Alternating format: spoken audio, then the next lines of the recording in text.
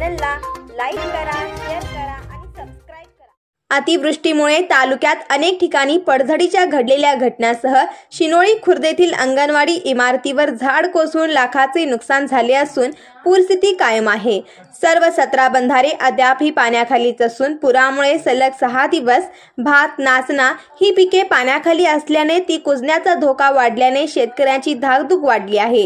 होणहाळ नाला, ताम्रपर्णी व घटप्रभा नदी पात्राबाहेर गेल्याने नदीकाठच्या गावातील नागरिकांना प्रशासनाने सतर्कतेचा इशारा दिला आहे।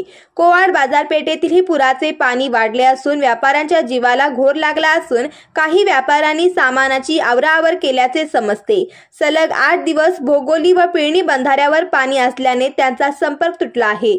चंदगड येथे महम्मद शफी युसुफ मुल्ला यांच्या घरावर झाड पडून पत्रे व संसारोपयोगी साहित्य मिळून 50,000चे नुकसान झाले आहे।